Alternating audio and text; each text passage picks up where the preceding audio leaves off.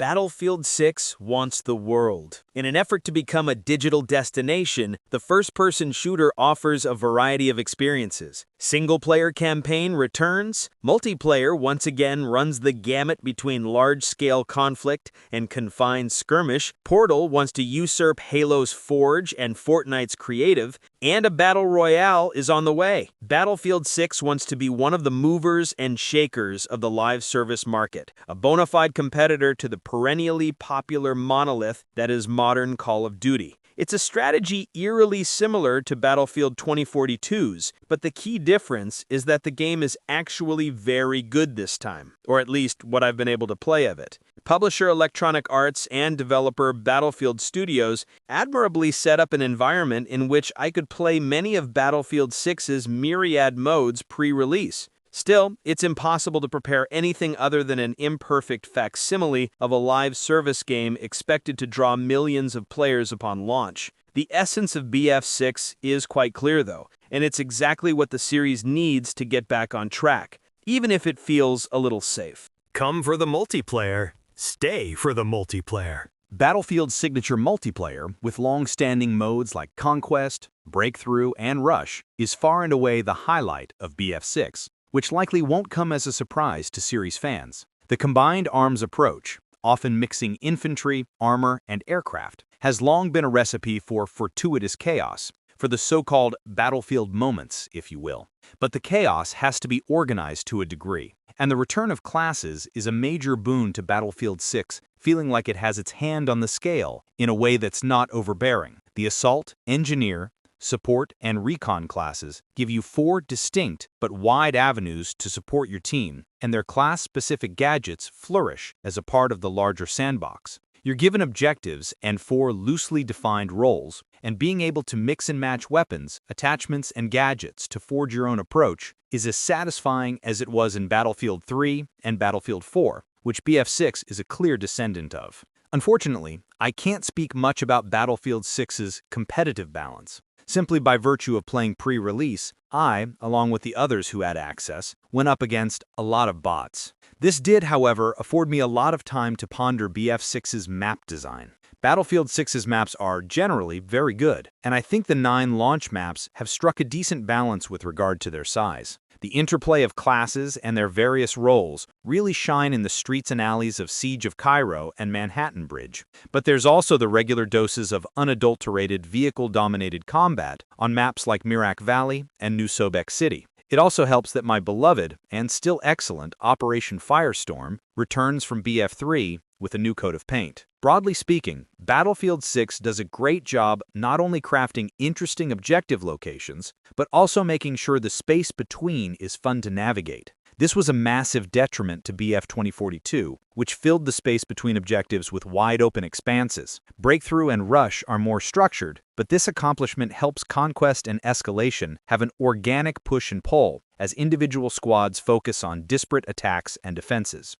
My only complaint about the maps is that despite them being quite fun, they feel a bit manufactured. The impression is that they were created to be good multiplayer shooter maps, above all else, including simply being interesting locations in their own right. This is oddly highlighted best by comparing them to some of the campaign's nearby locales, which feel gravely obvious for a multiplayer map adaptation. Why not have a map set atop the Rock of Gibraltar, instead of being confined to Old Town and Saints Quarter? Why do we have 2 maps in Brooklyn neighborhoods, but not one in and around Prospect Park? Instead of the nameless Tajikistani mountain village on Liberation Peak, wouldn't it be more interesting to have one based on the region's hydroelectric dam featured in the campaign? Is New York not the perfect opportunity for Operation Metro 2.0 in the subway? Despite the inkling that the maps could be more fascinating, they work, and it's refreshing to have a Battlefield that feels a lot like the series classics. Battlefield 6 multiplayer is best when it's a big, cacophonous, battlefield. The experience is torpedoed when you wade into the smaller game modes. Objective-based ones like King of the Hill or Domination occasionally hit their stride, but Team Deathmatch, for instance, feels almost pointless. The classes, vehicles, and maps work so well together in building up these varied matches that organically sprout unpredictable scenarios. So when you take away all the interesting stuff for the more generic, smaller game modes, you're left with just running, pointing, and shooting. Battlefield has always had this problem, and it's easily avoided by simply not playing these modes. However, it is indicative of how BF6 aims to be a game for everyone. Single-player campaign returns, but should it have? Most of my narrative critique of Battlefield 6's campaign is going to come off very negative, so I should preface it with this. The single-player aspect is entertaining in a sort of mindless way, and even does some interesting stuff with the series' hallmark gameplay mechanics. It's almost like the Platonic ideal of a shooter campaign. Each mission provides variety. You get to drive some vehicles, blow a lot of stuff up, and the set pieces are pretty spectacular. The campaign plays cleverly with the squad mechanics, too. At its most basic, you get a command wheel to order your squad to mark enemies, throw grenades, etc. There are also some unexpected novelties with the classes, like a mission where you're an engineer and you have to escort a vehicle through hostile territory. I wasn't expecting actually to use a repair tool in the Battlefield 6 campaign, but it does a pretty good job of integrating a slate of gadgets you would normally only put through their paces in multiplayer. The campaign's subject matter, however, is so inoffensive that it feels like it doesn't really say anything at all. Its frame story tries to inject an air of mystery, but the twists are so obvious that you can guess them early on. It centers on a private military corporation known as Pax Armada, securing a great deal of geopolitical leverage as NATO member states begin to bow out of the alliance, resulting in the PMC effectively going to war with the United States of America. Pax Armada is Latin for armed peace, and even aside from the incredibly on-the-nose moniker, the organization doesn't say anything of substance beyond a desire to shake up the world order. Similarly, the campaign manages to say very little about the institutions of its main characters. Much like how Battlefield 6 at large feels like it's trying to appeal to everyone, the story's going out of its way to not make any bold statements on the military-industrial complex. I won't pretend that the Battlefield 3 and 4 campaigns were Pulitzer-worthy, but those fictional conflicts involve more plausible eventualities for the featured sovereign nations, Iraq, Iran, Russia, China, etc., and are thus more interesting. Battlefield 6's story wants you to believe the world hangs in the balance, but it doesn't ever make a compelling case for why it does. Battlefield 6 looks great, feels great, and has legs. Even with my many qualms regarding its storytelling, Battlefield 6 is very promising as a product. It runs exceptionally well on PlayStation 5, and even its default balanced graphics mode is so smooth that the campaign's 30 FPS locked cutscenes are jarring.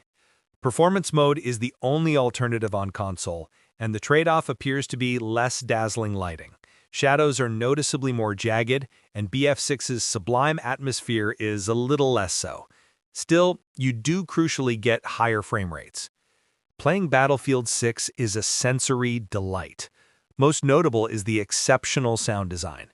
The soundscape in a multiplayer match is relentless, and the surround sound feels authentic. Each gun's report, the beeping noises of the helicopter you're piloting, the mechanical churning of a tank shell reloading, a rocket whizzing by, the groaning of a building that's collapsing, every bit of noise is incredibly well realized. The presentation is accompanied by movement that is chunky, but not burdensome, and gunplay that is tactile and rewards mastery. Crouch running, sliding, and diving into prone give you dynamic ways to move and avoid incoming fire, and dragging teammates while you revive them remains the single most transformative addition from Battlefield 6. Guns fill every possible niche, and it's immediately obvious when you fire one if you're outside its effective range. Unload from the hip inside a building, but make sure you exercise some trigger discipline on distant moving targets. It's a good sign that, having played BF6 in this stunted pre-release state, I'm more excited for it to release than I was before. The main attraction, the multiplayer, is firing on all cylinders, and barring some unforeseen network catastrophe, I think it has a chance of cultivating a significant player base as it moves into the planned post-launch support. Access to Portal was sadly nixed from the review period, and the Battle Royale mode has yet to make a splash publicly, but Battlefield 6 has a strong foundation. I feel pretty confident knowing that, even with the possibility of not becoming an all-in-one live service phenomenon, the classic Battlefield multiplayer experience is better than it has been in years. EA and Battlefield Studios have put a long road ahead of Battlefield 6, but it's starting off on the right foot. It feels good to play, and it is clearly designed to accommodate the series' principal game modes best. Battlefield 6 isn't genre-defining, and it doesn't need to be. 9 years after Battlefield 1, the series is finally releasing another game I've instantly latched onto, and I'm eagerly awaiting the many hours of conquest ahead.